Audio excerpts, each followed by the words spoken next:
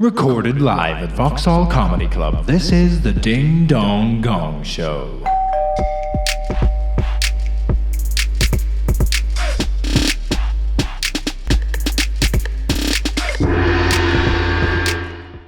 Ladies and gentlemen, this is the Ding Dong Comedy Show live from Vauxhall Comedy Club. Make some fucking noise for your host this evening, Vittorio Angeloni!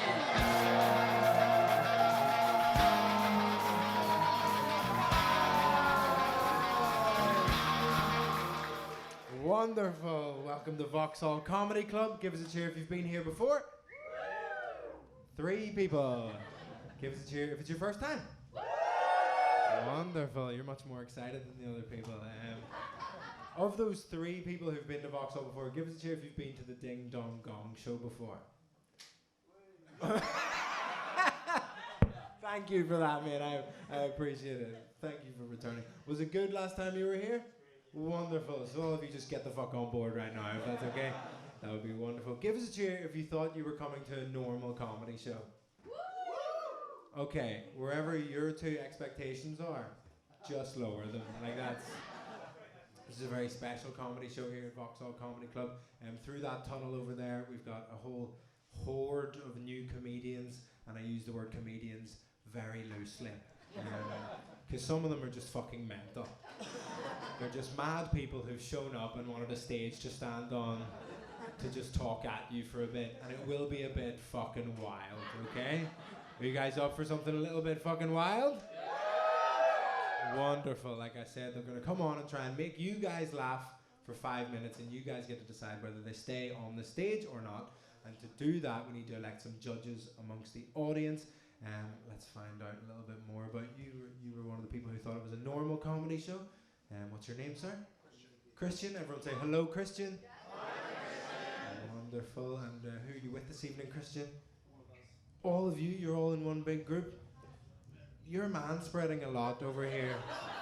I'm gonna say she's really crumpled up in between you 2 fucking toxic males, and it's very interesting. Christian. So how do you all know each other, Christian? This man. You're keeping the whole thing together. Can we turn down this mic a little bit, Matt? Thanks very much. This man, you've brought these 5 people together. Yeah, we all met in China. You all met in China. Yeah. And was that within the last 3 years, or was that? It was before, like February 2020, or 5, 6 years ago. Okay, where did? Bat connoisseurs. This guy brought his own jokes. I love it. That's exciting. What was your name here? Avon. Avon? Avon, yeah. Avon? Whereabouts are you from? Norway. Somebody's laughing at your name, Avon. Very, very rude at the back. I was born near the River Avon. Sorry, I was born. It's a live episode of This Country. That's fucking crazy. We'll come to you in a minute, madam. I'm just going to find out more about this Chinese crew. So what were you all doing in China? Studying. Studying? What were you studying? Virology or something? Business? Well, they are studying different stuff. So you were studying business. Christian, what were you studying?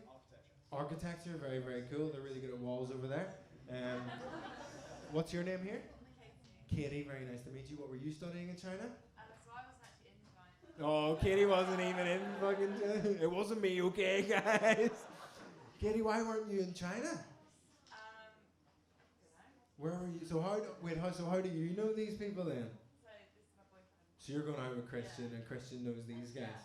Wonderful. So you're just China adjacent. Cool. Wonderful. And what do you do with your life, Katie? I work in marketing. You work in marketing. Super boring. What's your name here? Francesca. Francesca. And what were you doing in China? I was Finn, studied Chinese. You and Finn studied Chinese. Very cool. Any phrases we want to learn how to say in Chinese?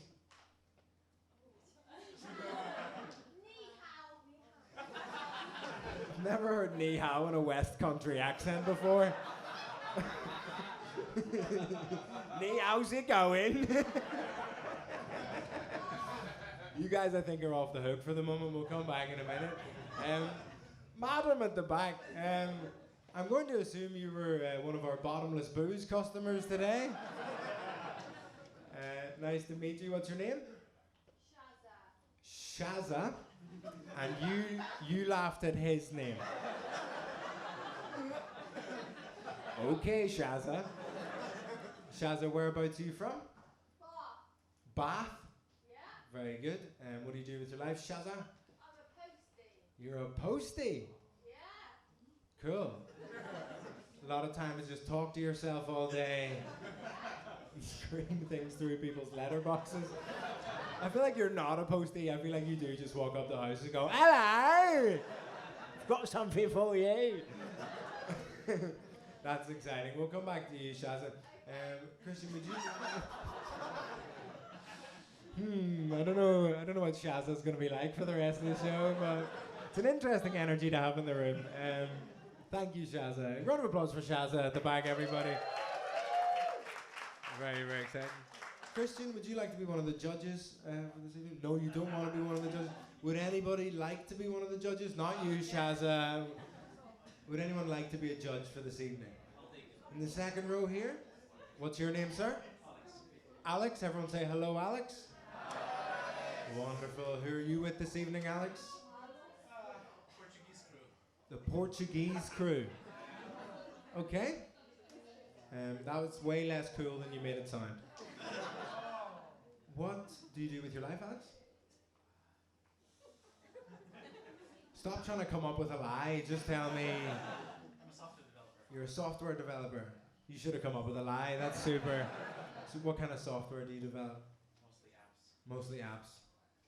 Cool. Is there anyone interesting in the Portuguese crew that I could talk to instead of Alex? But you're getting pointed at as interesting. What's your name? I think that's because she works in marketing. You work in marketing. But what's your name? Ricardo. Ricardo. Very nice to meet you. What do you do with your life, Ricardo? I work in finance. You work in finance? What the fuck are you talking about? This is wild. Ricardo, would you like to be a judge for the evening? Yeah, Ricardo. Do you think Ricardo could be a good judge for the show? Wonderful. Basically, the acts are going to come on stage and try and make you guys laugh for 5 minutes, but if they're not making you guys laugh, you just give a little signal, and we're going to have 4 judges in the audience. If 3 of the judges give their signal, then they just have to stop telling jokes, and we can move on with our lives and just get over it. It is a little bit harsh, but if you're not up for it, fuck off. Ricardo, the way in which you give a signal to say that the act isn't making you laugh is you basically hold up a big dildo. Ricardo, you're our first judge for the evening. Round of applause for Ricardo, everybody. Wonderful. Would anyone else like to be a judge for the first half of this show? Wait. Shazza, I know you want the dildo, okay? I know. Do we think Shazza should be a judge? No, there's a lot of no's around here. I think Shazza might bring an interesting energy to judging this show. Give us a cheer if you think Shazza shouldn't be a judge. Give us a cheer if you think she should be a judge. That's democracy. Shazza, you can have the fucking massive one. Can we pass that? Okay, this was a mistake. Can we pass that back to Shazza, please? Oh my God. Say ni hao to that, Shazza.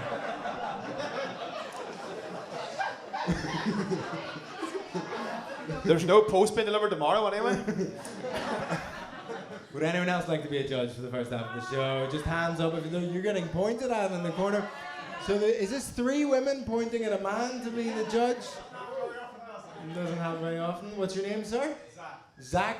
And who are you with this evening? So my girlfriend, her friend and her sister. Your girlfriend. That is huge. Okay, Shazza, fucking chill out, okay? Wonderful. Shazza, you're gonna have to shut the fuck up. Otherwise, we won't be able to do the show, okay?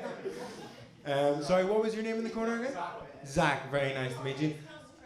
He's an Australian, okay. So you're the girlfriend? Why do you want him to hold the dildo so much? You just think it would be funny? Zach, what do you do with your life? I'm a chef. You're a chef. What kind of stuff? I work in Hawksmoor at the moment. So The Hawksmoor? Bit fucking fancy. Everyone's a bit fucking impressed by that. Zach, would you like to be a judge for the first half of the show? Wonderful. We can get a very special one just for you, Zach. And we'll get one just for Zach. Can we pass that? I'll throw it over to Zach. There you go. Well done. He caught the dick beautifully. We need one more judge for the first half of the show. We've got this big fella over here. What's your name, big fella? Thomas. Thomas? Very nice to meet you, Thomas. Everyone say hello, Thomas. Fabulous. What do you do with your life, Thomas? I'm a lawyer. You're a lawyer. Yeah, you're definitely enough of a cunt to be a judge in the show. You can have the one with the big balls on it. Pass that back to Thomas for me. Round of applause for Thomas, everybody.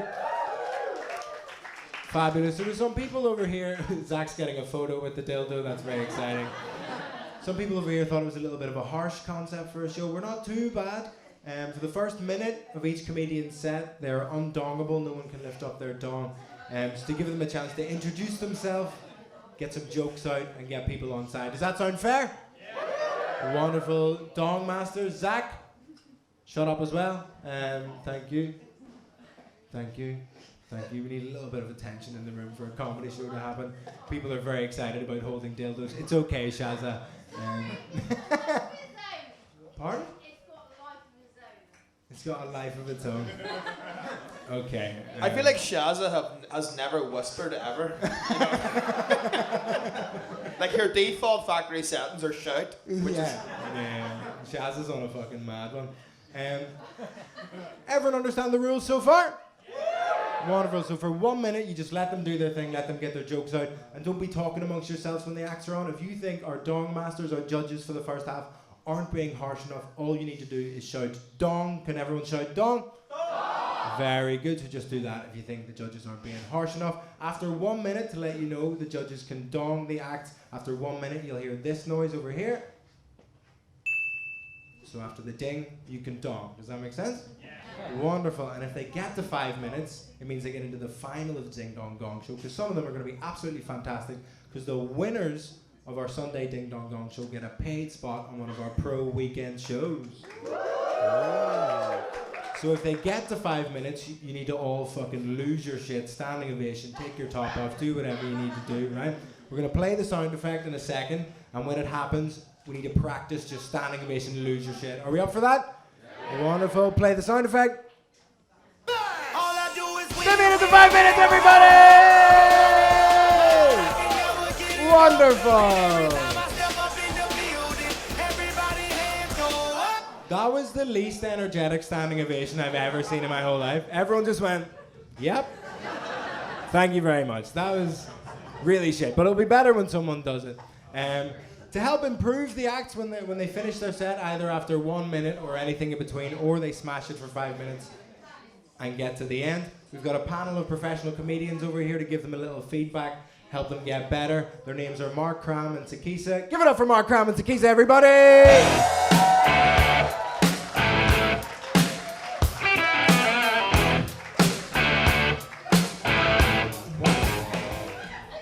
Fabulous.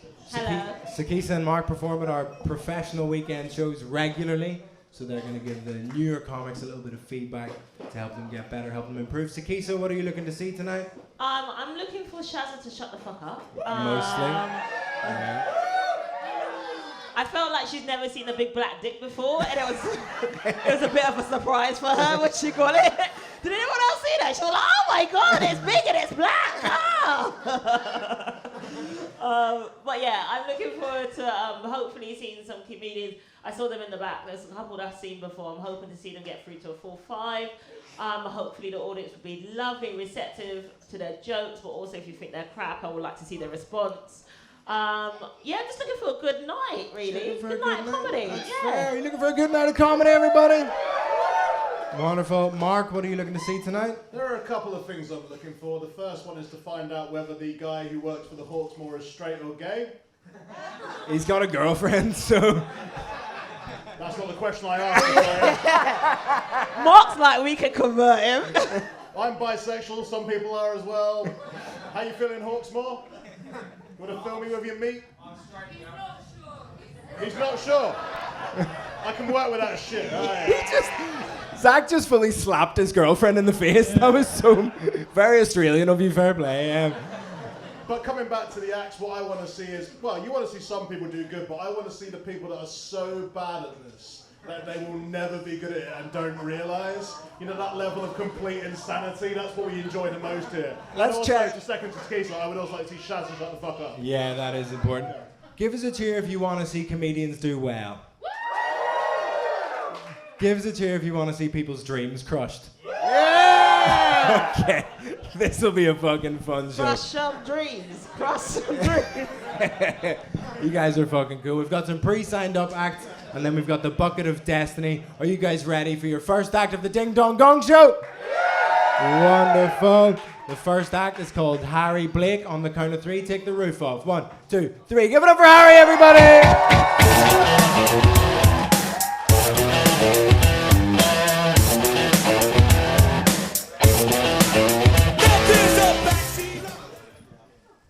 So I've got a big head. Thank you, sir. What's your name, mate? Change my mind. No.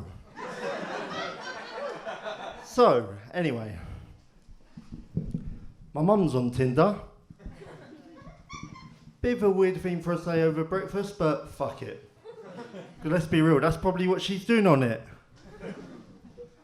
So, I've been called many names in my life. I've been called Eddie the Eagle. I've been called Harry Kane and Harry Maguire's love child. I've been called Clark Kent. You ain't been called funny yet. But I can't see it.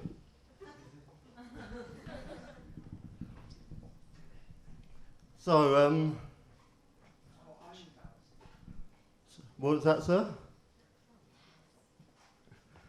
He's just been a dead crack on Oh, with this okay. set, man. Round of applause for Harry, everybody. Come on. So I've started dating by myself. So I'm so single at this point. I thought of getting a cat. But I'm allergic, people. It's kind of fucked, really, if you think about it.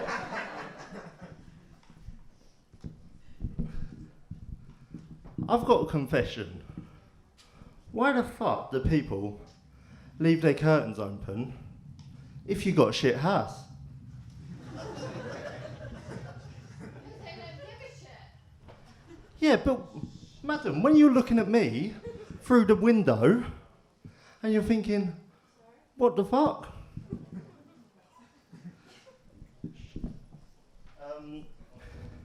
So, I'll have a drink. Has anyone ever been to Wetherspoons?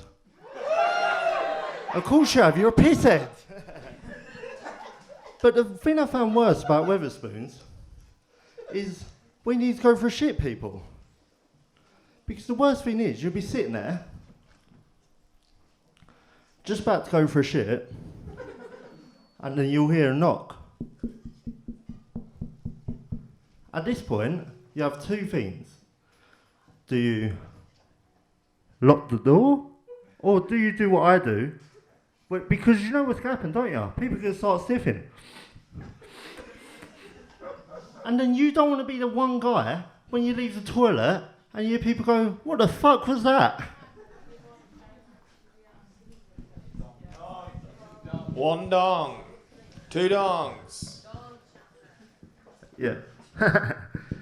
So, I forgot my stuff, to be honest with you. You've got 2 minutes left. Okay. Woo. I think. Three dongs.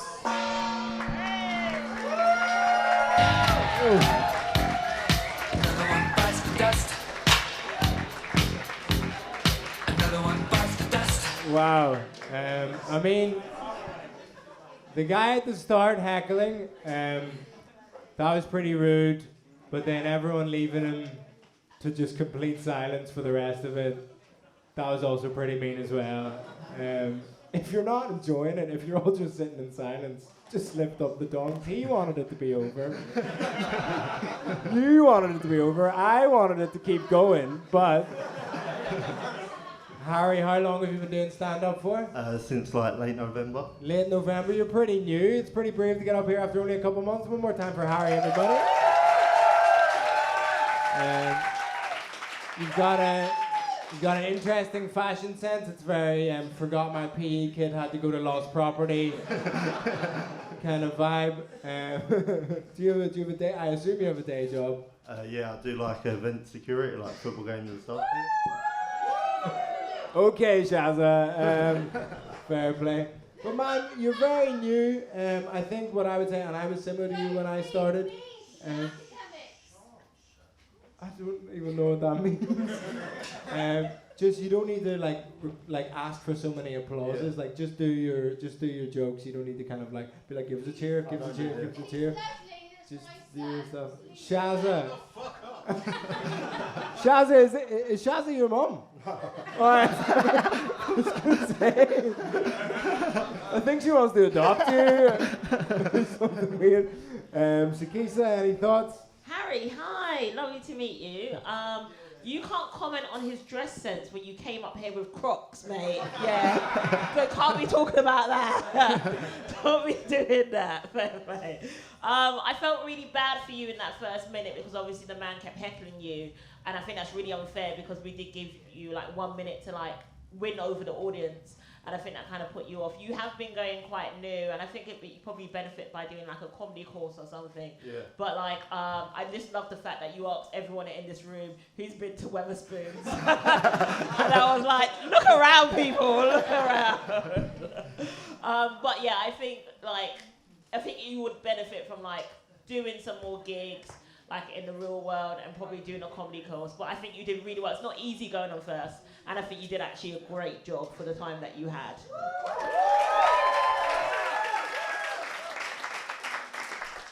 First of all, Harry, I'd like to say congratulations because you're the first actor I've ever seen doing this show who asked to be gonged off.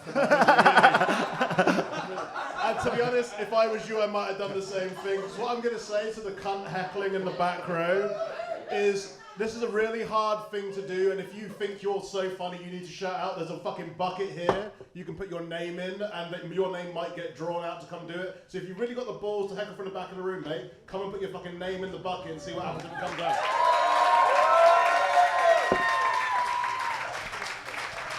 Harry, you're new, keep going, you're smashing it, you'll get better, that's what it's fucking matters. One more time for Harry, everybody! Also, I was just going to say, can Shazza's friends tame her down, please? I see you at the back, and you're like, we're not dealing with it at all. And Shazza, we know you mean well, like we know you're a lovely person, but mean well quietly is all we're asking. Are you guys ready for your second act of the evening? Wonderful. Your next act is called Caitlyn Milligan. Give it up for Caitlyn, everybody!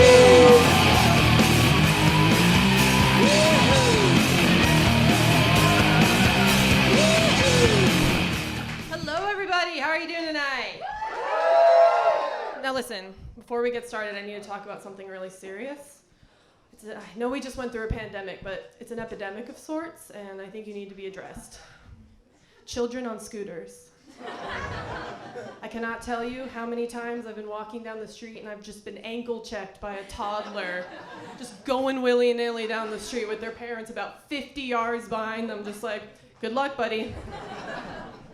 I wish children were still on leashes. I'm gonna be honest with you. It was a simpler time. You knew they would only be about 20, meters. I don't know meters, I'm American. I wanted to say inches, and then I was like, wrong crowd. Anyway, yeah, I don't understand why you take something that's volatile and just unpredictable, and then you give it wheels. It's a horrible idea. It's a horrible idea. I don't know, are there any parents in here tonight? I'm not, okay. I was like, I'm not surprised. It is Sunday at 7 p.m. You should be home if you have a child. No offense. But yeah, if you do have a child that is, coming up on toddler age, please do not buy them a scooter. And that's all I have to say about that. I recently took a couple days off, and I went on a little mini vacation to the great city of Birmingham. Yeah. My boyfriend, unfortunately, lives in the West Midlands right now, and not to his discredit, I had to go see Bonobo in Birmingham with him for a concert, which was really fun, right? There's an opening act, and I was thinking about this while he was on, and it was a live set, which I don't know if anyone's ever seen a live DJ set, but they mix stuff on the spot, right? And I was just watching him, and I was like, I know that this is really hard work. I know that I couldn't do this, but just watching him, I was like, isn't it like, come on. He just stands there, all right? I'm gonna use this for a moment. And he has his box with knobs. And then on this side, he has his computer. And the whole time I was thinking about that, I would just see him, he'd be like, and then he would be typing. And then he'd be like, typing. I was like, what is he typing? In my head, I'm like, he's turning his knobs, and he's like, oh shit, I forgot to pay my gas bill. And then he goes back, and he's like, yeah, everybody, woo! Oh, 140 fucking pounds, what the hell is this? I mean, I don't know what they're doing on there, but I hope it's something useful. Now, there was also, when Bonobo went on, he had a live human, an artist get up on stage and sing some songs for some of his live sets, which was really cool.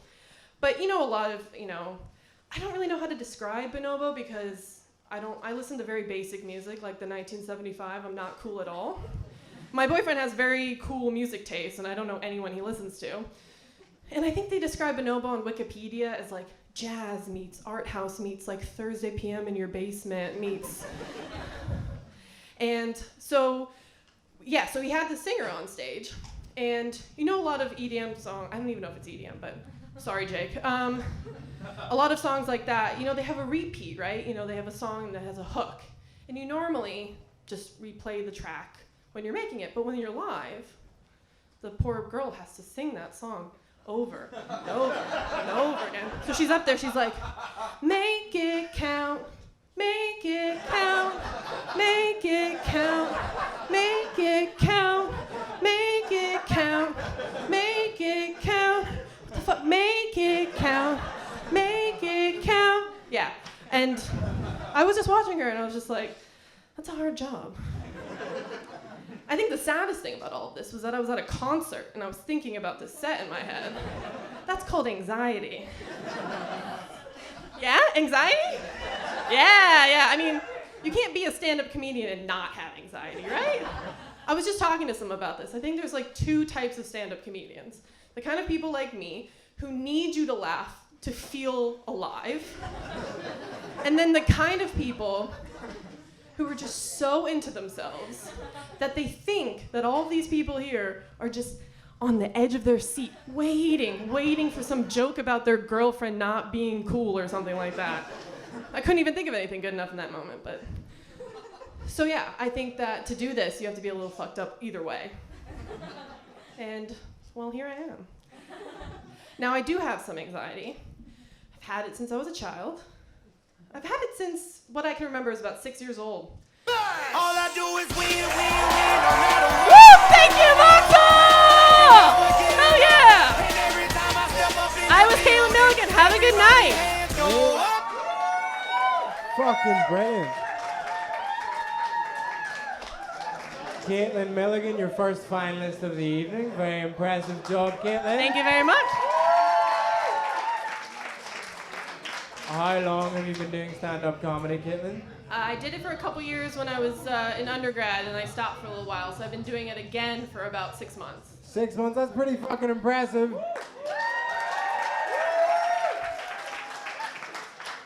Really, really good. The only thing I would say is like your jokes are so funny and the ideas are so strong. Just with that bonobo thing, I think you can just get to the funnier bits faster and just like explain who it is, where you were, bang, bang, bang. I know it's a story, but just trim it as much as you can and it'll just be much punchier, but you made it through the 5 minutes. Very, very impressive. Mark, you can go first this time. Caitlyn, I love you. We hate all of the same things. Children, dance, music, the empirical measurement system. You're right as well, the whole metric inches thing. The only thing we measure in this country in inches is dick size. And we still get that wrong. But you were fucking great. Yeah, I'm not going to reiterate what Vittorio said, but just crunch things down, less sort of waffle between punchlines. But the punchlines are so strong and you're so likable and cool. That was great. I really enjoyed it. Wow, that's the first time anyone's called me cool, so. She's got a boyfriend. Now I can't compliment any act for the rest of the night. You know your agenda now. You've already said at the start of the show what the whole it's about. Yeah, I thought that was absolutely great. I really enjoyed it. The DJ stuff was actually really relatable. I think we could relate to that. And like, I've now got a fucking song in my head, bitch. Okay. But yeah, I felt it was really, really great. Everyone said already that you should just like make it smaller, but I feel like you were like, trying to get to 5 minutes. I'm gonna try it. I would like make this as long as I can make it. But fair play the game, and it was great. So well done, congratulations. Thank you. One more time for Caitlyn Milligan, everybody.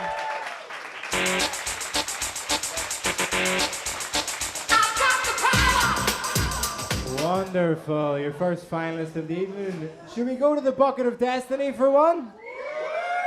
Wonderful. These people have just signed up on the day, and some of them looked homeless. So, be aware, we have no idea who these people are. The first one is called Austin Branson. Give it up for Austin, everybody!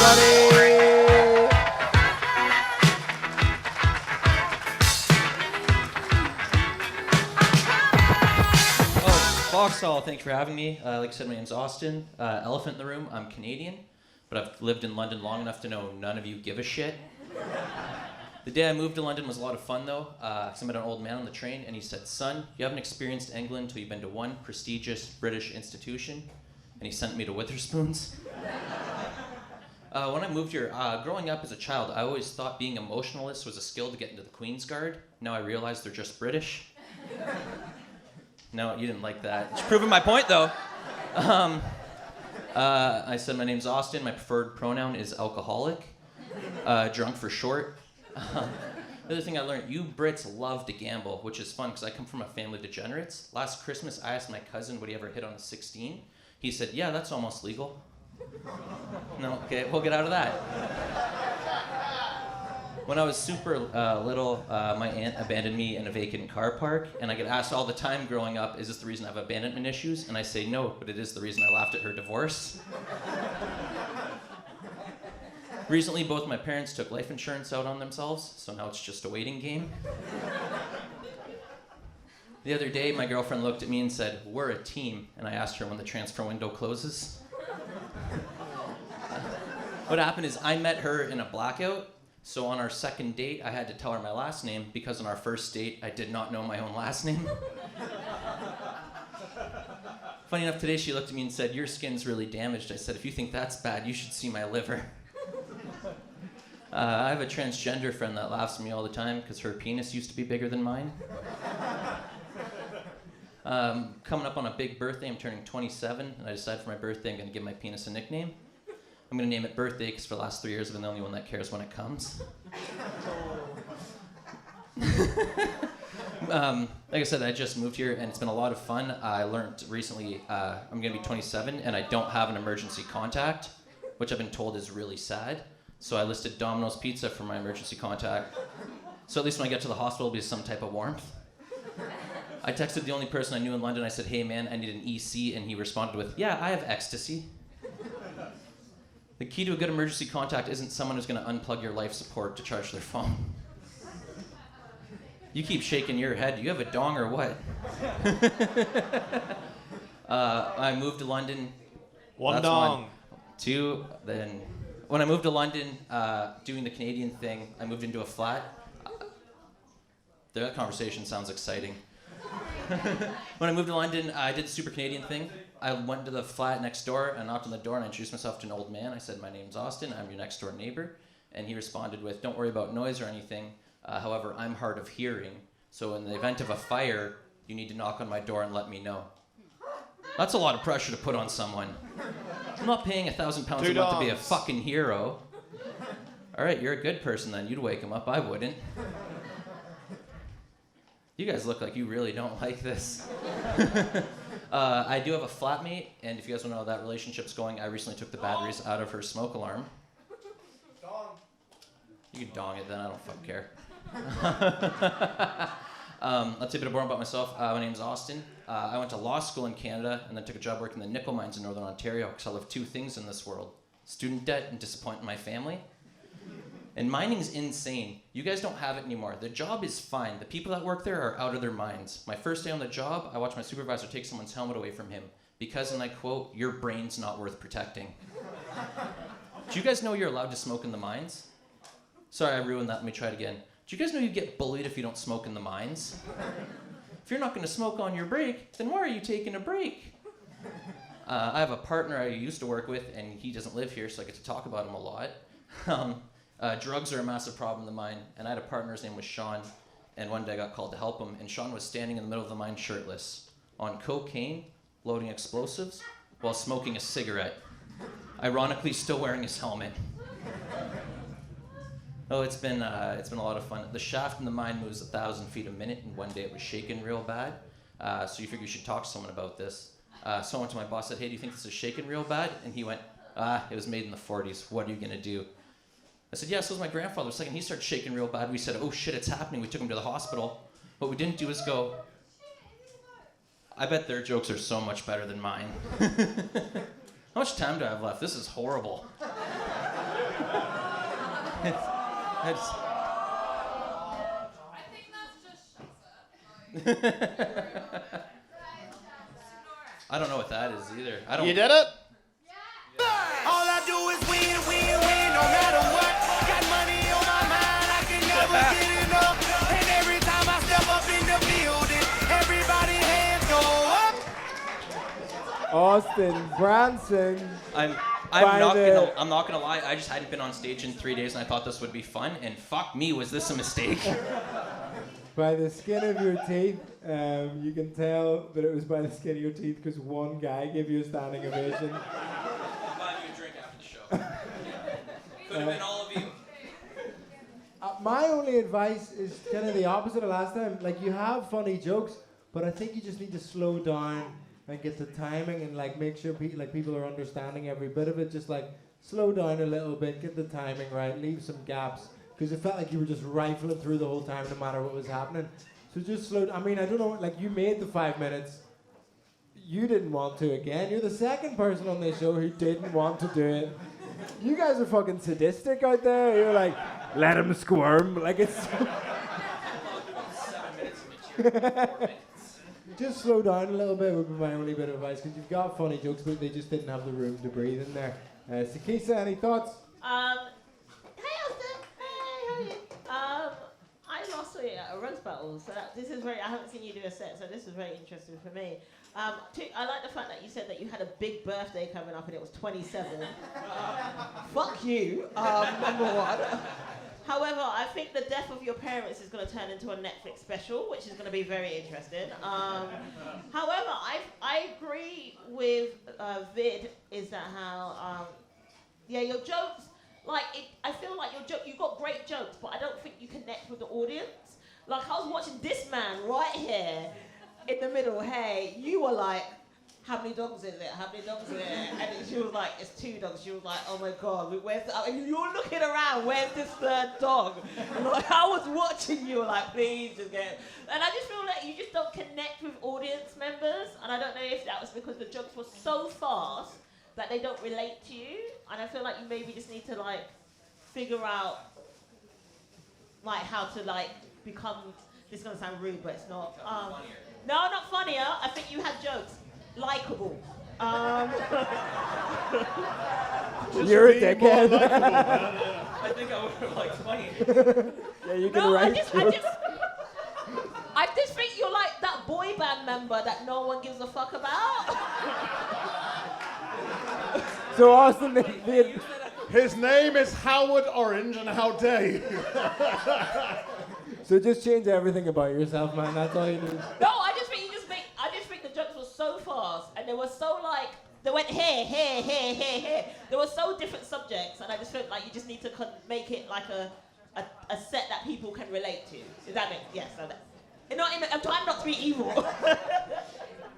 I love the way that you try to be nice makes it sound so much worse than when you're being harsh. It's really cool. And, like they said, you changed topics way too much, way too quick. The thing is, there were jokes in there that did group together, so if you actually sat down and wrote them all down and worked them out and put them together, there's like some nice runs you could actually have. It wasn't for me. I was surprised that you got through the end. Like, on 2 dogs, but you know what it is, most people get 2 dogs, they get 3, but well done for you for hanging in there and you kept going. Just slow down and compose yourself a little bit more and you'll be fine. But it wasn't, but well done. Cool. One more time for Austin, everybody.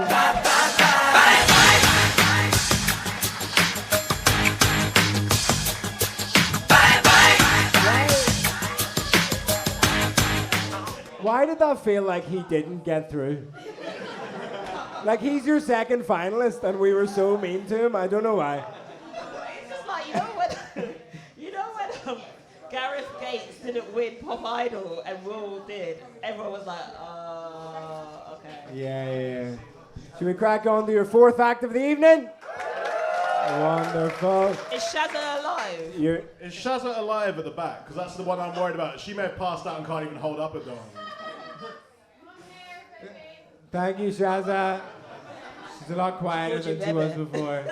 Your next act is called Callum McCloud. Give it up for Callum, everybody!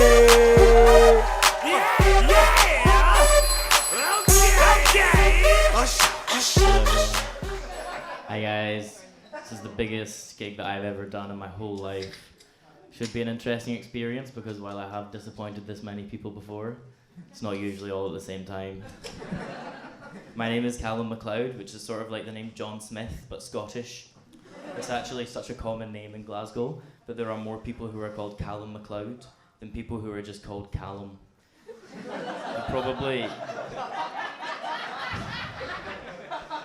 You probably come to this gig tonight expecting to see lots of lively, charismatic comedians. And now you've got a man who looks like his hair has digested the vitality out of the rest of his body. The people that were heckling don't even know what most of those words mean, do they?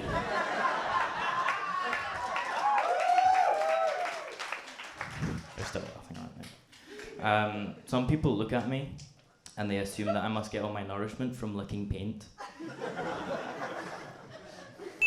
I've actually been sustained by a single Boost bar since 2007.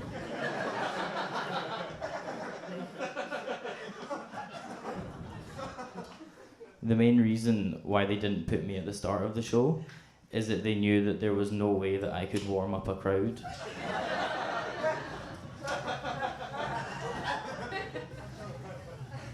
When I struggle to maintain a healthy body temperature myself.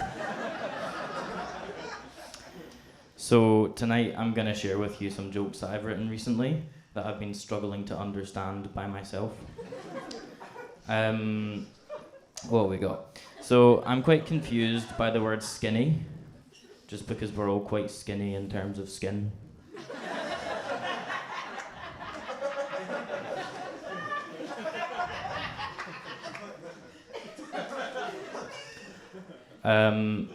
I don't understand why anyone would ever buy a pram when a Sainsbury's bag is only 20 pence.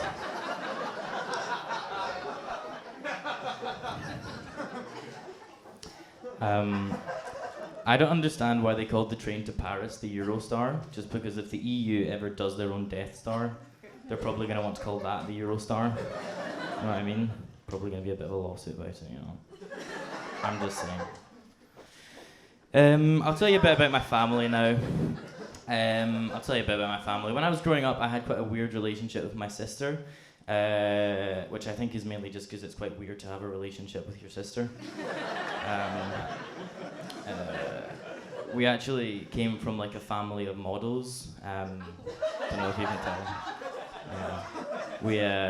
We kind of mainly did like cigarette packet warnings and stuff. Yeah. Thank you guys. Thank you very much.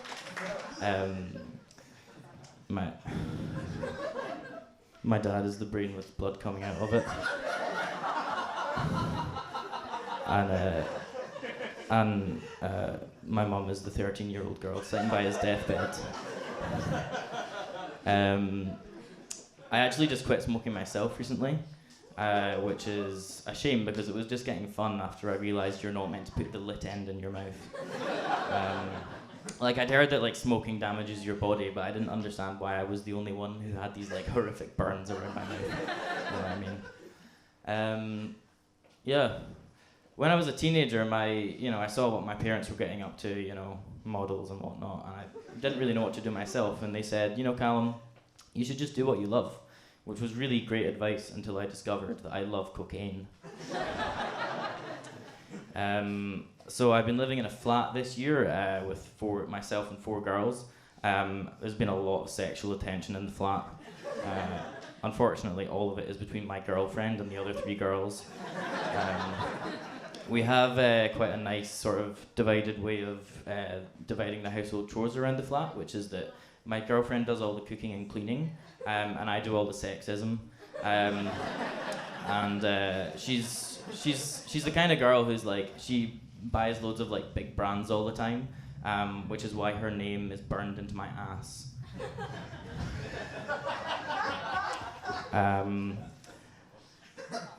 Yeah.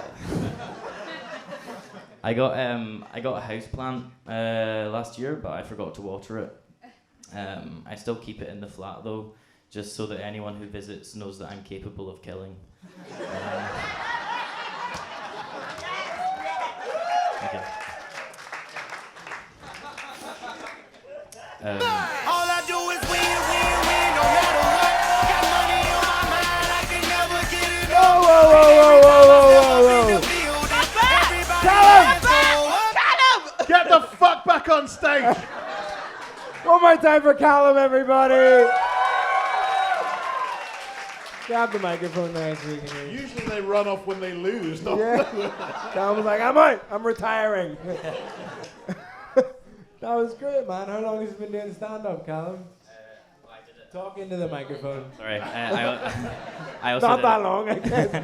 I did it for about a year at university before the pandemic, and then I've just been doing it for a couple of months since. That's really fucking impressive, man. That's really good. Thank you very much. You've got this bizarre thing where, like, you seem to hate everyone, but they fucking love you.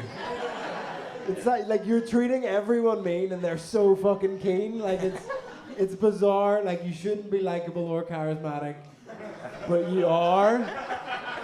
I don't understand how it works, but just try and hold on to that. If you can recreate that every time, Thank you. you're on to a winner. The jokes are funny. They're so silly, but you seem very angry about them. Shut the fuck up.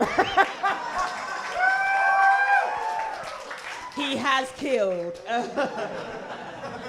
Yeah, really good, man. Really good stuff. Sakisa. Oh, yay!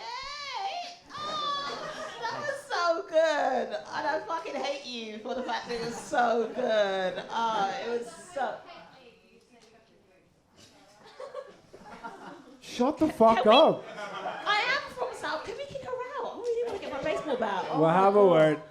Shazza, you do need to be a bit more quiet. It's very distracting for the show. A round of applause if you think Shazza should shut up.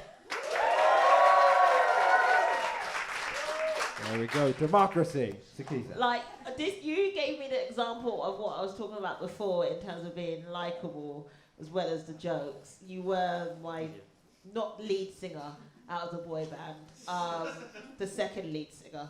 You're that one. You're JC. Yeah, you're JC out of Instinct. And you had the complete opposite reaction. You were loving the shit out of it. You were loving the crap out of it. And it was such a joy to watch. I really like the fact that you said things and it was just naturally funny. Like you said that I came from a family of models and everyone fucking laughed. But yeah, congratulations, it was well deserved. Thank you. Thank you very much. I just love that your note as a professional comedian there was, I love that you said things. That weren't jokes, bitch. Okay, I mean, for a man who is dressed of a Dulux coloured chart of his own face, you did absolutely fucking amazing, man. The last joke was incredible, like the dying plant joke I fucking love. You're like the exact opposite of Shazza in the sense she's working so hard to be liked and no one likes her.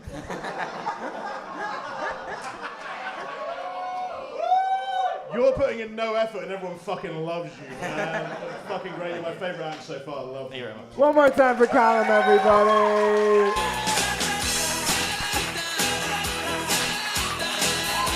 I feel like me and you are going to get like death threats in the post from Shazza. That's what I feel like. She's a postwoman as well, so it's easy for her to do. We've got one more act in the first half. Are you ready for your final act in the first half? Wonderful. Her name is Hanan Aslan. Give it up for Hanan, everybody. 1, 2, 3, 4. Get up, get on up. Get up, get on up. Stay on the scene. Hello, white people. Ni hao. Okay. My name is Hanan. I come from Malaysia. It is an absolute pleasure being here in England. You guys have running water. I come from a mixed race family. My mother is half Filipino, half Chinese. My father is white, which is why I'm here tonight. Which one of you is my real father? Papa? I'm playing. I only said that because you look like a runner. All right. I got a couple songs for you. I hope you enjoy. This is a song that I wrote about my parents.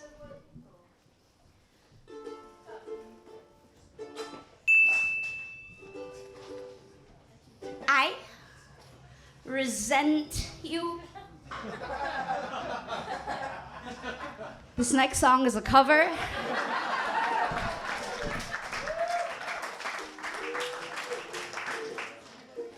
This is a cover. A cover of one of the greatest modern poets, Justin Bieber. People say he's a fake. He's a phony. He only does this for the money. I disagree. I think Justin Bieber comes from a place of truth, of honesty, of bravery, with a message. You know? One dong. Like, baby, baby, baby. Oh, like, baby, baby, baby. No, like, baby, baby, baby. Oh, I thought you'd always be mine. 2 dongs. It's actually about miscarriage. 3 dongs.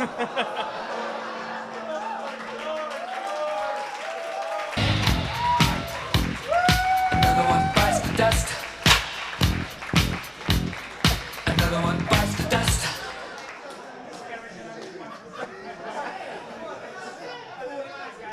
That was the least surprised I've ever been by the third dong going on.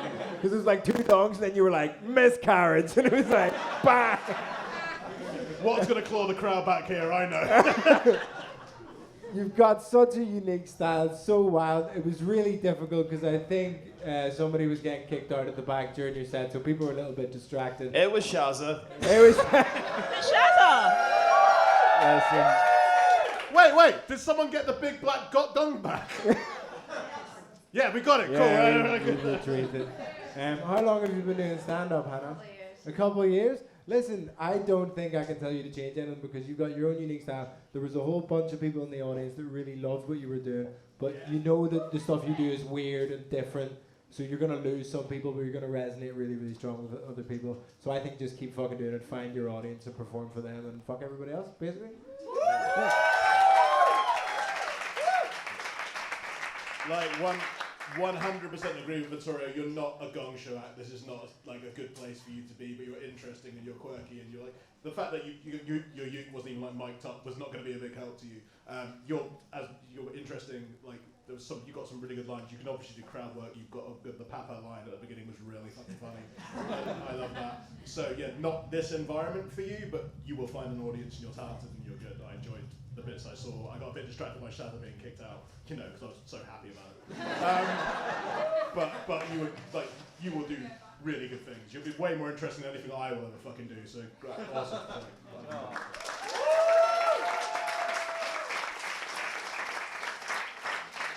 You gave someone a compliment.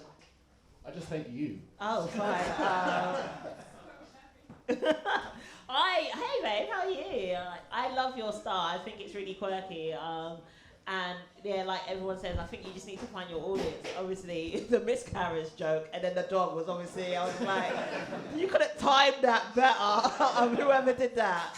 But yeah, I was intrigued to see where the set was gonna go. I would have liked to see where it was gonna go. And I do think you do have your own unique style, which is very like great for stand-up comedy to stand out in. But you do need to find where your audience is, and it's probably more alternative stuff or like cabaret shows. And you probably fit in better there. But like, I think you were really brave to come up here and do that compared to what everyone else was doing, which is straight stand-up. And I think you deserve a round of applause for that. One more time for Hannah, everybody. Hit the road, Jack. Don't you come back no more, no more, no more, no more. Hit the road. Just one quick thing, if you can still hear me. There's a night called ACMS called Alternative Memorial Comedy Society. You'd fit in great with that crowd, so contact them. Would be my advice. Wonderful. Hopefully Hannah heard that. If not, we'll grab her in the break. We're going to have a little break now. 10 minutes back for quarter past. Please return all the dildos and give it up for all the actors on the first half as well. Ladies and gentlemen, this is the second half of the Ding Dong Comedy Show. Make some fucking noise for your host, Vittorio Angeloni!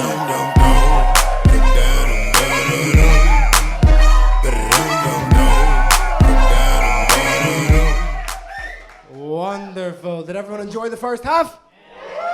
I have some fantastic news. Shazza is gone. Yay! She was crying outside.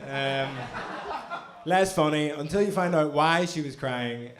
She was crying because one of the acts said, "Hello, white people," and Shazza thought that was racist. Fuck that. Would anyone less mental like to be a judge for the second half?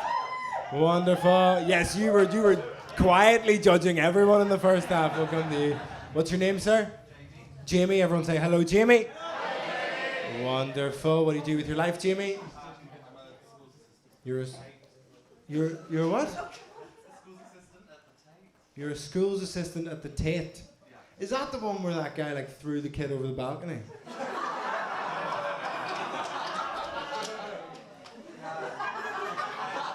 Was that not in your jurisdiction or no? You've just started, okay, that's good. You weren't just like, whoa. 10. Interesting. Who are you with this evening, Jamie? Friends from uni. What's your name here? Flo. Very nice to meet you. What do you do with your life? I work in a law firm. You work in a law firm? In what capacity?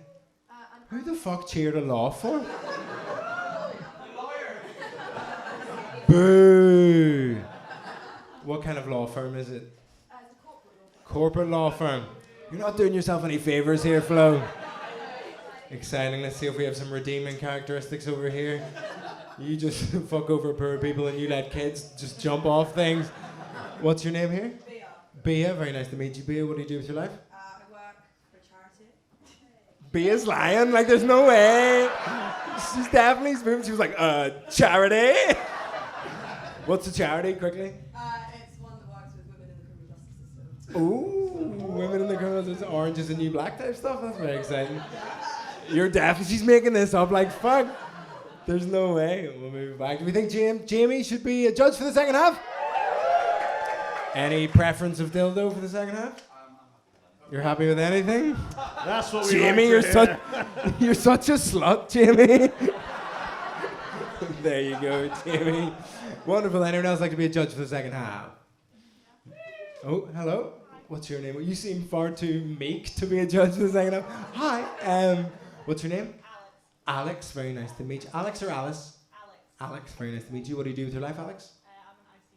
I'm an ICU nurse. You're an ICU nurse. No.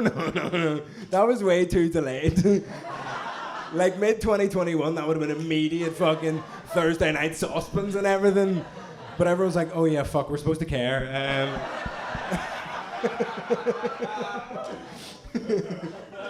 Very exciting, Alex. It's difficult to make fun of. What's your name beside Alex? Chloe, what do you do? We're colleagues. Your colleagues. Yeah, Chloe got fuck all for that. Also, when I see you now, everyone's like, we clapped once. That was also for you. Is somebody's alarm going off over here? Is that? No, don't worry. And are you guys are you four? Well, we'll meet the whole row anyway. We've got some fucking children next to Chloe. This is mad. These two guys walked in and were like, yeah, we've got bottomless booze tickets. I was like, what the fuck, booze? Ribena? Like, what? What's your name? I'm Ted. You're Ted. Little teddy bear. Hey! Very sweet, Ted. And how old are you? 21. You're 21. Listen, you've already had your bottomless booze, okay? We can be honest with each other, Ted. How old are you? 12. He said that in the deepest voice possible. He was like, just so you know this is a joke, 12. Ted, who are you with? This is Henry. Ted and Henry. Was it a fee-paying school, was it? No? You just ended up like this somehow? I don't know. Ted, what do you do with your life? You're an economic consultant. Fuck me. That's so mad. It's quite a conversation, girl. Just like for some reason in my head at work, your suit is super baggy. Like, do you know what I mean? You're just like flopping in. Hello, I'm Ted. I'm here to consult.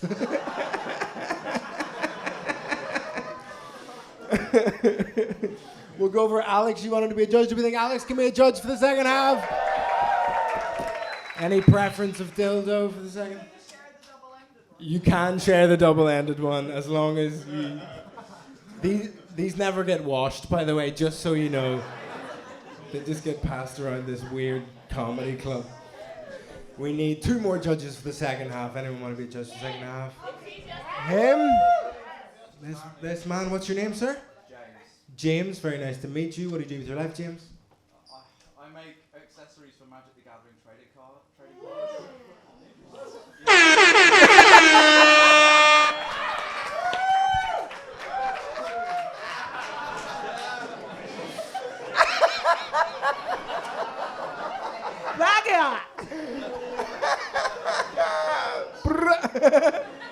Well, you can laugh, but we made $500,000 last year, so...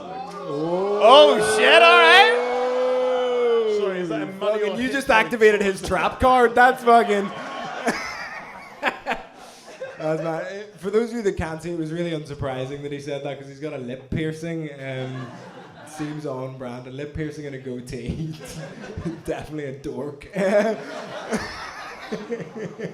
So you make accessories. You don't even work in the playing card. You make accessories for the card game. Bro. That's so sick. And who are you with this evening? With my girlfriend. Your girl? Now that's a surprise.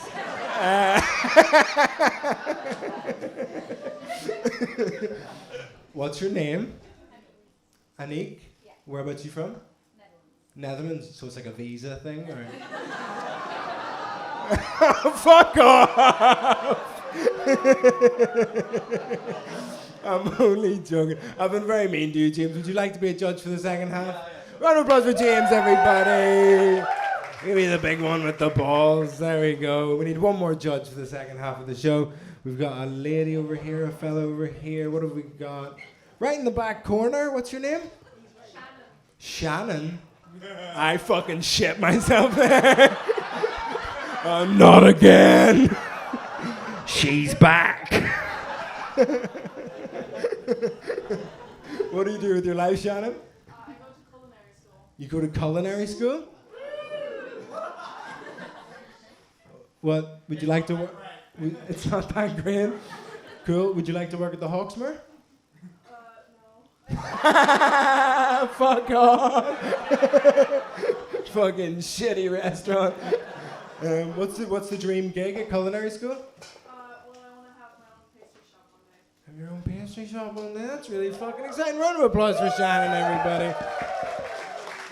Instead of, I can't give you a pastry shop, but I can give you a small red dildo. Is that okay? I need a small one, yeah. I really didn't expect Shannon just be like, my pussy's tight. Like, do you know what I mean? Like,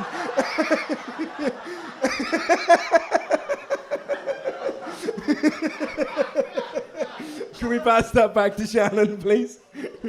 Wonderful. Round of applause for your judges for the second half. We all remember how it works. We've got pre-signed up acts. After 1 minute, you can dong them off the stage. Are we ready for a good second half? Wonderful. We had a couple issues in the first half with heckling and talking amongst ourselves. Remember, just pay attention. If you don't like it, shout dong. Apart from that, just have a wonderful fucking night. Your first act in the second half is called Daria Yieldrum. Give it up for Daria, everybody!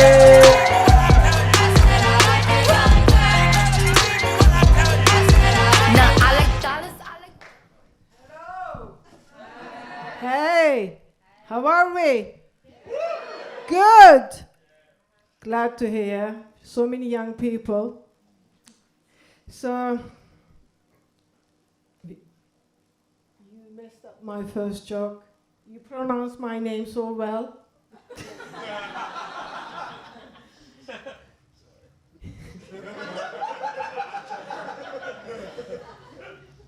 Do you remember my name?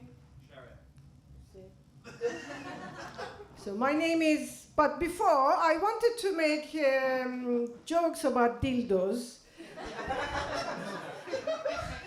But my sister warned me, said, be a good Muslim woman, don't make jokes about dildos. But I'm not a good Muslim woman. Where's the black one? That reminds me of my ex-husband. He's a fucker. Anyway, but we are...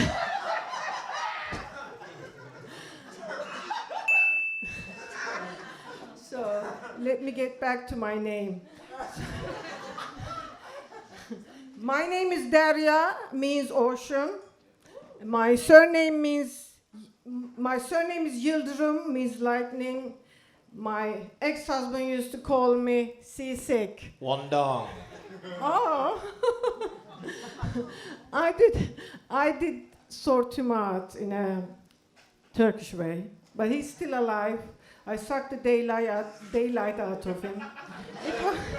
It was a mutual thing, because when you are married, the couples do that to themselves, yeah? I mean, you are young, maybe you don't have that sort of experience. Oh. 2 dongs. Okay. 3 dongs. One more time for Daria, everybody. Another one bites the dust. Another one bites the dust. Daria, I'm very, very sorry for pronouncing your name right. Apparently that wasn't what I was supposed to do. I'm just going to get everyone's name wrong for the rest of the day. Just in case. How long have you been doing stand-up, Daria? I started in 2019. 2019, and then there was a bit of kerfuffle in the middle of that. Something to do with these guys at the front, and then... and then you've been back at it since then. I think it was unlucky. I think you kind of got a little bit distracted, and amongst your set you went off on a tangent about dildos that didn't really go anywhere necessarily. But then you came back to the name. And it's a funny enough little opening joke. I think just get there faster. It was kind of 2 minutes in by the time we finished on your name stuff. But apart from that, it's difficult to tell from 2 minutes. But unlucky, I would say. Tough to go on first and second half. Yeah. Mark? It was a canny strategy to try to not tell a joke for the entire time. So the audience couldn't judge you either way. I like it as a concept. But what Vittorio said, it took you, like, I know you got distracted by Vittorio saying what were you hoping he was going to say, was my question. How are you hoping he was going to get your name wrong? What did you think he was going to say? Usually they get it wrong. Usually they get it wrong, but the Irish, yeah, fucking. Oh, hey, whoa. That's enough, Mark. I was speaking to Shazza outside. She said that's very racist, actually. I'm just sick of how Irish this fucking show is between you two. No, I was just a bit of a banter, that's all. Oh yeah, I know, but you need to get, as Victoria said, you just need to get to the first joke fast. I don't think you didn't give the audience a chance to get to know you before they'd already sort of turned on you. That 1 minute's grace is quite important to just hit some jokes quickly. Yeah. So just next time, just go faster and harder at the beginning and get some. Thank you, Christian. Hey, Daria. Hey. I've known you for a while. I've seen you gig before. Have you done a Gong show before? No, never. It's my first time. Yeah, so this is a good learning experience because you have to go in hitting hard with some confidence and like plow through. And I think that how the environment kind of distracted you from that. So it's just a learning curve. I just think if you do it next time, just come in stronger, harder, faster with some like at least a joke like at the top so people are like, yay, and with you. So, but I think it's really brave that you come to do it anyway because the Gong shows are not easy. So congratulations for that. One more time for Daria, everybody. So long, farewell, I'll be just saying adieu. I like the way Sakisa's feedback turned into a Daft Punk song there. It was just like, just do it harder, better, faster. Stronger, harder, faster. It was interesting. Should we go to the Bucket of Destiny and try and get a mad cunt out? Yeah. Let's see how we get on. Let's see what the name out of the Bucket of Destiny is. The name is Henry Feuster. Give it up for Henry, everybody!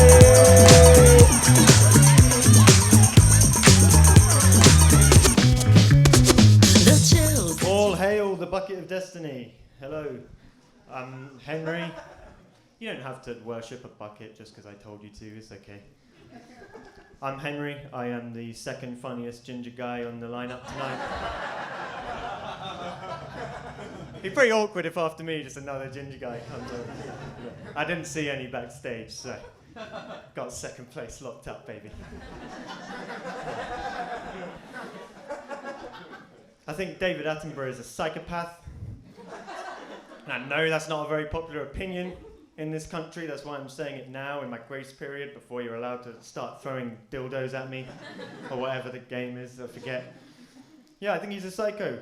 He implores us to protect and preserve nature because it's so pure and beautiful. And then he just shows us an hour of animals dying the most horrible deaths you've ever seen in your whole life. Every single Attenborough show is just like, the African hunting dog is on the brink of extinction. A long, ruthless starvation is how many meet their end. Others are eaten alive by hyenas in front of their families. It is up to us to make sure that this species stays in existence for as long as possible, because we enjoy watching it suffer in ultra high definition from the comfort of our sofas.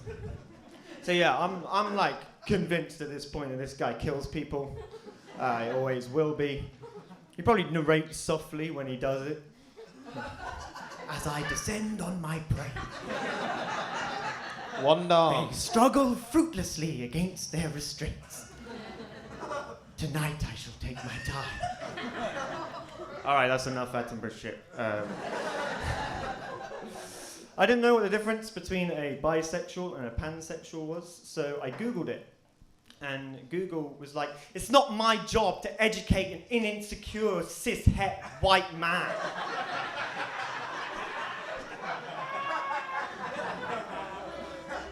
How did Google know I'm insecure? Our phones are spying on us.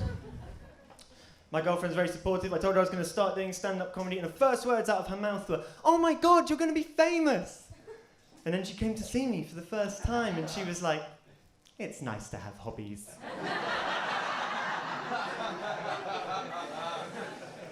I've been with her about 5 years now. I've learned some things about relationships. I've learned that in an argument, if I lose control of my emotions and I get angry, I lose the argument. But here's the trick. If she loses control of her emotions and gets all upset, I lose the argument again. What the fuck? My girlfriend said to me once that all women want is a man who is completely honest. I said, honestly? That is the dumbest thing you've ever said. You trust me, you do not want us men to be completely honest Two dongs. at all times. I was dating a girl years ago who suggested that we both write down our deepest sexual fantasies and then swap them and read them out. Because I wasn't satisfying her sexually, probably. Don't be honest in that situation early in a relationship. It is a trap. So I read hers first, and it was like, I want you to spank me and call me a Three slut. dongs. Another one bites the dust. Another one bites the dust. That was very unlucky. That you made it to 4 minutes, which is tough. That was unlucky. I thought you had some really good bits in. There's obviously some, David Attenborough fans or fans of women generally. In the audience, but listen, that won't always happen, you might get away with it one day. Listen, is this microphone kind of unlucky? I think 4 minutes. You got some really strong stuff in there. Thank you, Matt. You got some really strong stuff in there. I think some of it's a little bit controversial, but that's the line you want to walk, and I think it's really funny. You've got some good jokes in. How long have you been stand-up for the audience? Very on and off since COVID, basically. Cool. I hadn't done it in 5 weeks, and then. Yes, because we've met before. You've done this show before. Would you like to tell everyone what your day job is?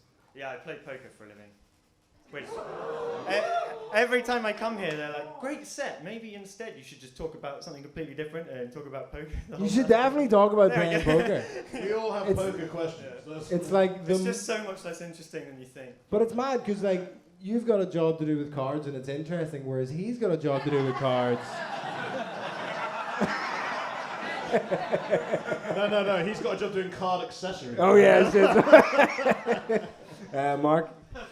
I really liked your opening joke. That was responding to what's gone on earlier in the night. That was clever. That was reactive to what was in the room. Favourite moment in the set was I looked over there as soon as you told the anti-woman joke. I could see Alex going, "Well, that's fucking happening, isn't it? He's gone now." Well, it's definitely not an anti-woman joke, by the way. You know what I mean? It was like a non-feminist. You fucking joke. pig. Yeah.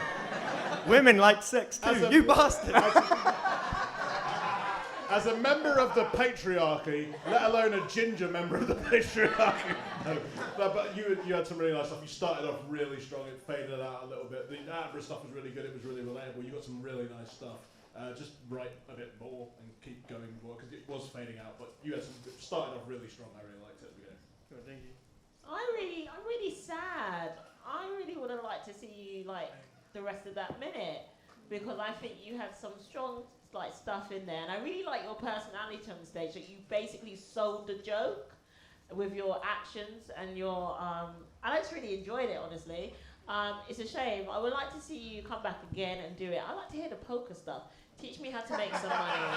I need some money. Can you teach me how to make some money? More poker, You teach less. me how to be funny, and I'll teach you how to. I run a course. We can do this, babe. We can exchange. Yeah, we can do this, babe. Yeah. One more time for Henry, everybody.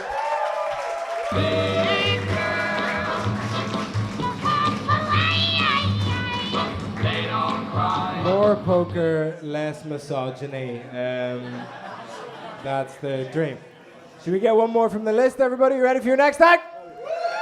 Wonderful. They're called Carwin Blinny. Give it up for Carwin, everybody.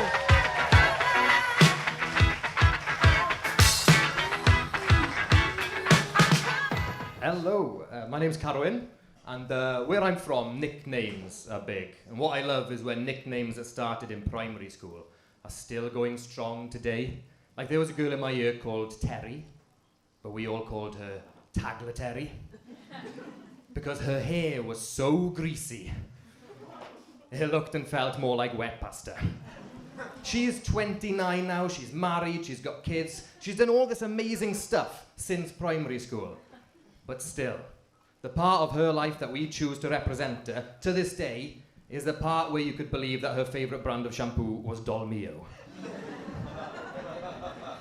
And the overused thing to call someone is a character, like, he's a bit of a character. Because that phrase, as the broadest meaning, it has been used to describe everything from a small child running around in his pants, oh, he's a bit of a character, to the sports teacher who was chasing after him.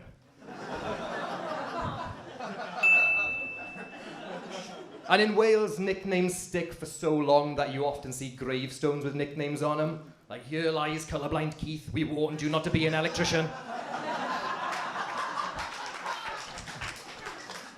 And I was recently invited back to my old primary school to do some workshops with the children.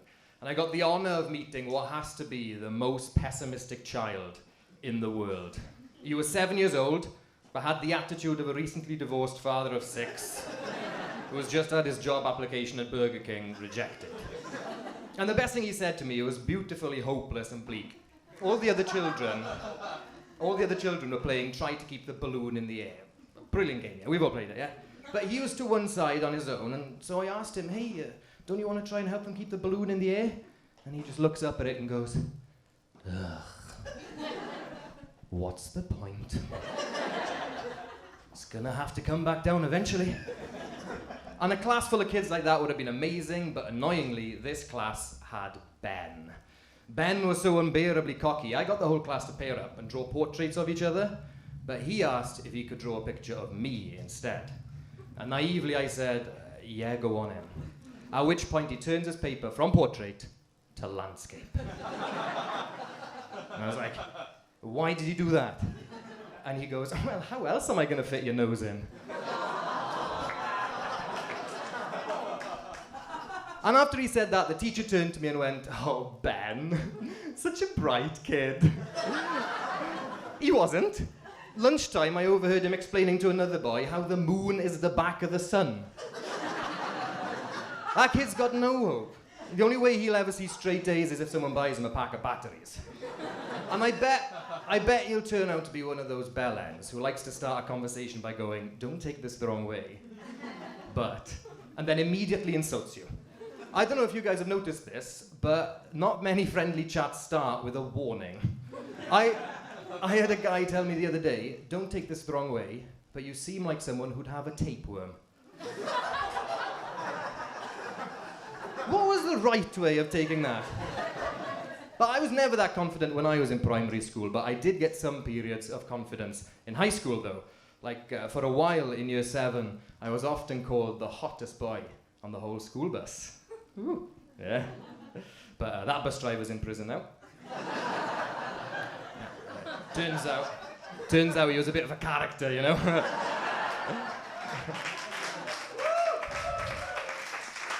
The school nurse used to tell me that I had a cracking body. Well, the medical term is eczema, but... I gave him my own spin. I couldn't believe just how much school had changed, though, because I grew up in the 90s, so it was just before mobile phones and social media, and in some parts of Wales, cars. And back then, even the friendly activities resulted in, like, a trip to A&E. Like, who here remembers the game British Bulldogs? I'm surprised that many of us survived.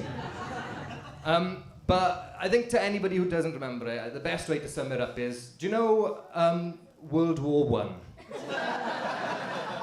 When people would go over the top. That was safer than a round of British Bulldogs. Especially in the deep countryside in rugby-obsessed Wales, where even the prettiest girl in your year drunk raw unpasteurized milk and hit 6'4" whilst there were still stabilizers on her bike. She used to hit us hard. She used to hit us so hard, but I don't blame her. I mean, we did call it Tagletary. All I do is win, win, win, no matter what. Got money on my mind, I can never get enough. And every time I step up in the building, everybody hands go up. One more time for Carwin, everybody. That was pretty fucking class. Very, very good. Lovely thighs as well. Shorts is very bold. I mean, I know I'm wearing Crocs, but shorts is bold. But I didn't, because normally shorts, it's too distracting. There's too much knee going on. But you fucking smashed it the whole way through. So that's double impressive. If you wear trousers, people will fucking lose their minds. How long have you been doing stand-up, Carwin? A couple of months now. A couple of months, that's fucking ridiculous. That's very, very impressive. Go fuck yourself. That's really, really good for a couple of months. I'm really excited to see how you get on it. Do you live in London? Are you gigging in London? Yeah, I just moved here. A fucking class, man. You're going to do great. Just keep like gigging and like impressing people, and you'll get booked on loads of shows, and you'll do absolutely fantastic. Really, really impressive. Very, very, very good job. So Kisa. Hey, well done. I think that was really good. I feel like you hypnotized a lot of people with your accent. The Welsh accent is it's hardly, you don't really hear it in London, so it's like, it's quite interesting. And I like the fact that you look like, basically. This is going to be good. You look like. No, because you look like you did the set, and now I feel like I want to do push-ups for you, and I don't know why. But you also done like, I was very happy because you came up here. This is going to sound really weird. You came up here, Adidas top, Adidas shorts, Adidas socks. Oh, God, and I was like, yes, he's doing all in one. And then you went to the trainers, you bastard put on Nikes. Why? I don't know. I don't have a sense of fashion. I'm wearing fucking shorts. It's been sunny, it's cool, I allow you. But, it was a great set, congratulations. I'm looking forward to seeing you on the circuit. Congratulations to you, Welsh Joe Wicks. Genuinely, I love that you told a story about a PE teacher chasing after children whilst being dressed like a PE teacher who chases after children. That was a nice move. Swear to God, the electrician joke was fucking banging. I like that really cracked me up. Really good. Your set was so well structured, so on point. You ended basically bang on 5 minutes with a callback to the joke you did at the beginning of the set, which was probably, weirdly for you, because your set was so strong, the first joke was probably the weakest bit of it. But then because you had the callback at the end, you made the fucking first joke so much better. You're a very good writer. You're going to be so fucking good at this. Keep going. Just, yeah, I second what Victoria said. It's annoying how good you are at this after 2 minutes. Really, really well. Good job. One more time for Carwin, everybody.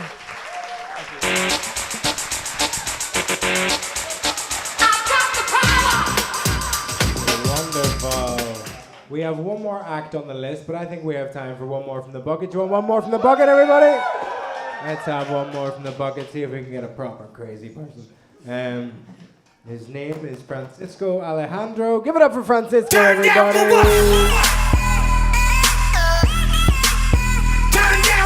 Hello, everyone. So, my dad and sister have both had a nose job, and it's making it hard for me to be body positive because I still have the same nose they had before the surgery. And it's not fair because my sister and I both have my dad's nose, but he paid for her nose job. Why didn't I get any reparations? I remember when I went on a date once with this girl and we took a selfie. She looked closely at the picture and then she said, "Why is your nose like that?" It hurt, but it did make me a better catfish on Tinder. I then met my first girlfriend and she actually said she liked my nose. So I knew there'd be no trust in that relationship. Another major life event that triggered an insecurity happened when I was in year 7. I was waiting innocently in line to get lunch when one of my friends told us that his penis was 5 inches long, flaccid. As a 26-year-old, I still don't have the confidence to measure anything flaccid. I even have to get a quick pump just to measure my biceps. And then he told us that he had an ejaculation range of 1 meter. What kind of weirdo even measures that?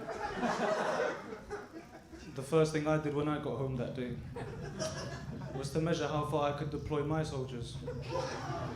It wasn't far. It didn't look like they were airborne infantry. It looked more It looked more like an amphibious landing. And what was I supposed to measure? The main loadout drop? Or the furthest reconnaissance team? That evening I had to wipe away my tears after having wiped my cum off the living room floor. And the ruler, it also suffered some friendly fire. I'm over it now, but there were some other bumps on my journey to penis size acceptance. Once, when I was sat naked on the bed, my girlfriend looked at my penis and then looked at me lovingly and said, "Your dick is cute." It took me another few years to recover from that body shaming. I just wanted her to say I had a scary veiny monster cock.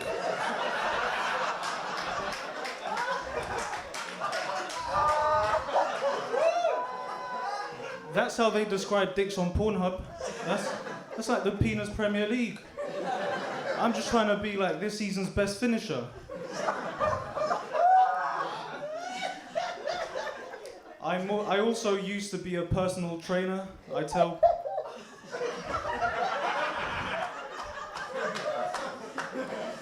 tell people I retired because of the pandemic, but I just wasn't that good. And I didn't like the fact that most of my clients had no previous gym experience, but still had more muscle than me.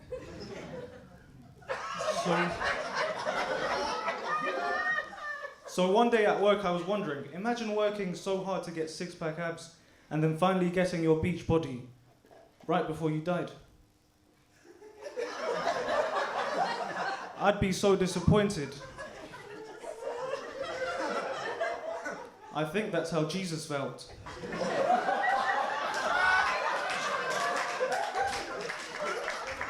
Because maybe he just attained that physique on his last day, you know, when he did a whole body workout. Remember? The weighted lunges, carrying the cross. He was going through a crucifixion and he still didn't skip leg day. And people think they have a good excuse to not exercise. Jesus invented CrossFit. You have no excuse.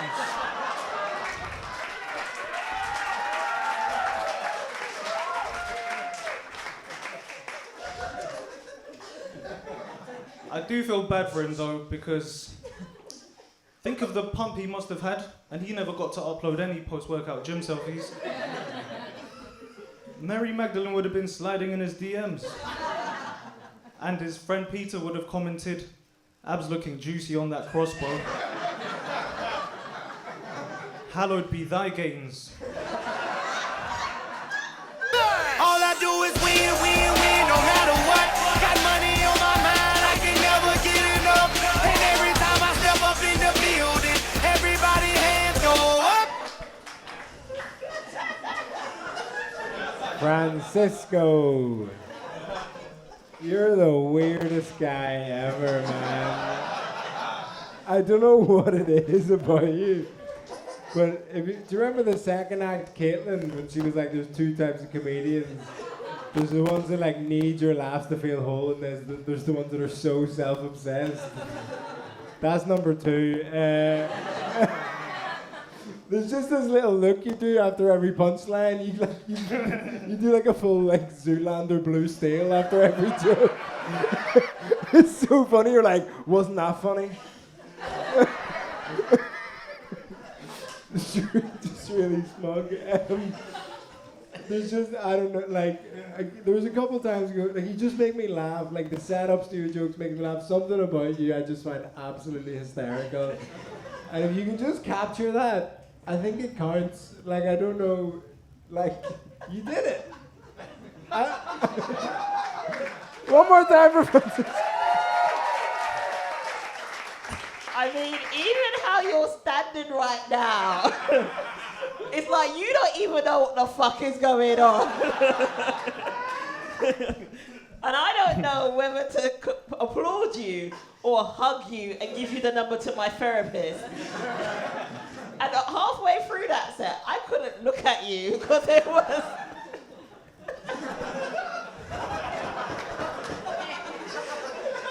have worked, but it was so good. The nose stuff at the top though, because obviously we had the app before and he was doing nose stuff. I thought like, oh, it's gonna be your detriment. And then you went into the cum stuff. True story, yeah. Which I think has now given a lot of men some ideas of what they're going to be doing tonight. I don't know. This friend group over here was hilarious because these two absolutely loved him, and this girl with the red hair looked so uncomfortable the whole time. I'm not going to lie, it's the most I've laughed all night. Just because it was so... Well done. Well done.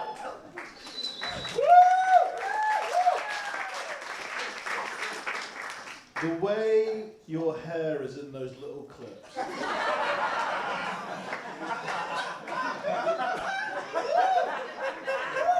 Just made me feel like I was being told cum jokes by my goddaughter. And you know what? I kind of liked it. That was just the idea of you. You fucking pedo, man. Yeah, of the two of us, I'm the one with issues. She was the idea of you spinning around and coming, and I don't know, like. I hated it for the first minute, then kind of loved it, and then kind of hated it again, then kind of loved it. But you got to 5 minutes, and I think we can all just say as a room that happened. Well done. Like you, well done. Thank you. One more time for Francisco, everybody.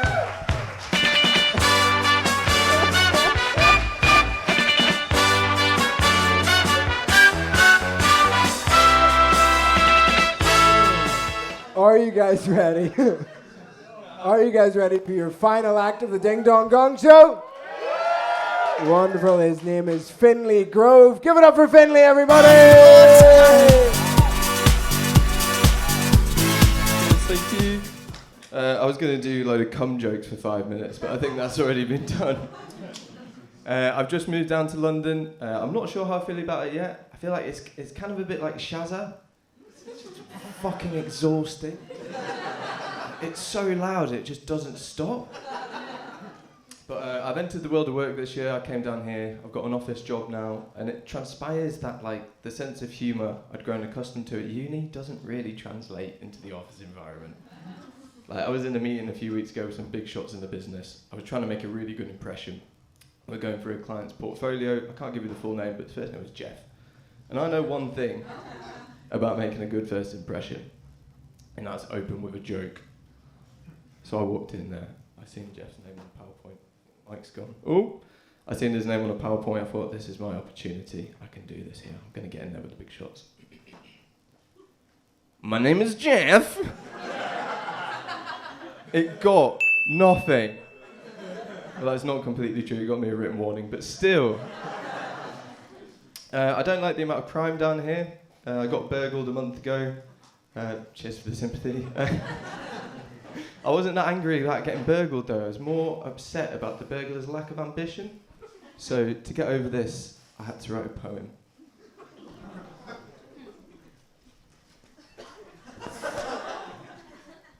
Dear Mr. Burglar, you robbed my cheap, damp flat in Tooting Broadway.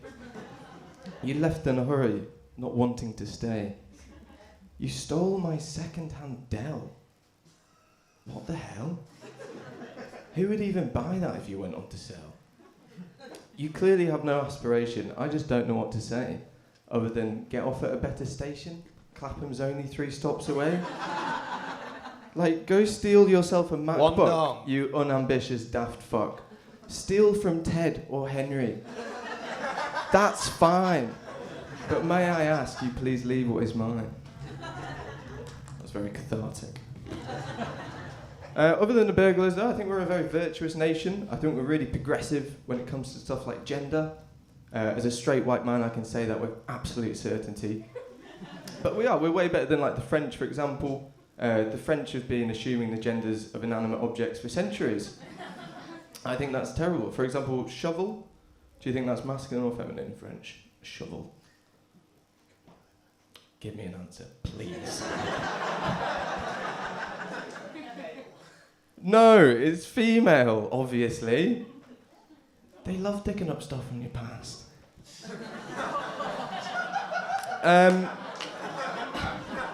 Radio, what do you think radio is? Masculine or feminine? Masculine, of course it's masculine, you know. It only communicates in one direction. Just broadcast information at you whether you want to hear it or not. It's obvious. What about the internet? What do you think? Mate, that's the easiest one of the whole night. It's obviously feminine. It knows everything. No, we are very progressive though. I was at a bar in Soho that only had non-gendered toilets. I think that's great. I love non-gendered toilets. But I don't think a bar where they encourage you to drink copious amounts of liquids is the best place to remove urinals as an option.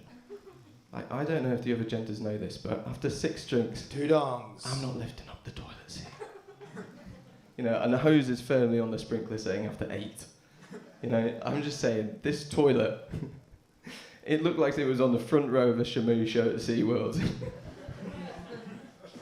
It was so bad. Everyone had to use it. There was more soggy bottoms than an episode of Bake Off. There's great Wi-Fi in London. 3 dongs. That's deserved. Another one bites the dust. Another one bites the dust. You know somebody's run out of jokes when they're just like, guys, what about Wi-Fi? Is that it's so good, isn't it? Finley, you've come along before to the Ding Dong Gong show. 4 minutes 21 seconds. You were pretty fucking close, but you did get some early dongs there. I love the way you called Ted and Henry posh, and you're called Finley. Look at yourself, man. You look like such a Tory. How long have you been doing stand-up again, man? Couple months as well. That's the thing is, that would have gotten a round of applause if Carwin hadn't been going for a couple months as well. Everyone's bar is too high for a couple months right now. But that was impressive for a couple months in any other circumstance. And one more time for Finley. We're going to Mark first. Yeah, like Victoria said, really good job for a couple of months in. Really skirting the dongs for a lot of that, the topics you were choosing. It's like you were goading people into gonging you at some point. It was like, yeah, fuck women, fuck this, fuck that. And it's like, but you like for 2 months in, that was really good. So I'm not gonna be harsh on you. You very nearly got there as well. You were not far away. Was it 39 seconds out? Yeah, so really close. Keep going, you'll get better. It was a good effort. Finley. Yeah, I thought it was there was bits that I was, like Mark was before, like I was into, then I wasn't into. I like the fact that you were in the room, like you worked, like you talked about, like Ted and Henry. Hi, by the way, 21-year-olds. I would ruin the shit out of you. Yeah, you say that it's funny, I say it's fucking creepy. Yeah, man, yeah. Come to my preview on the 18th, it's here, hello. But I think, yeah, I generally think you've been doing it for 2 months. I just think you just need to work the circuit, do the open mic nights, write some more jokes, and I think you'll be completely fine in a few months' time. So, congratulations. One more time for Finley, everybody.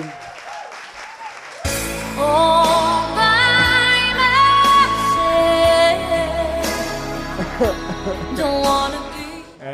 We're going to welcome back to the stage our finalists for the evening. Can we make some noise for Caitlyn Milligan, Callum McCloud, Austin Branson, Francisco, and Carwin Blinny, everybody! Black Betty, bam lamb, Black Betty had a child, bam lamb, the damn thing gone wild, bam lamb, she said a word not of mine, bam lamb, the damn thing gone blind, bam lamb, I said, oh, Black Betty, bam lamb, whoa, Black Betty, bam lamb.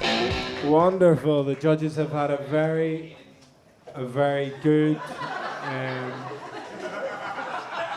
Mate, you're still going! I fucking love it! Such a cute boy, man.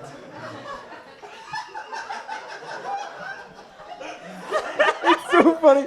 Keep this going. Keep this going. Wait, is this that boy band you were trying to assemble? Because Francisco, when you do jokes and people laugh, you're like, yeah, but you just standing there gets like so many more laughs, and you're so angry about it as well. Guys, stop laughing. I'm trying to be sexy.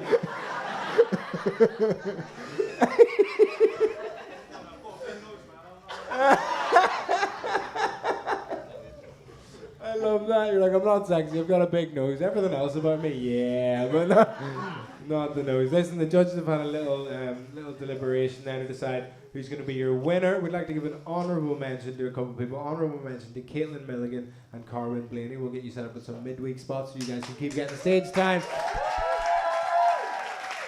and getting better. But your winner for this week's Ding Dong Gong Show is Callum McCloud.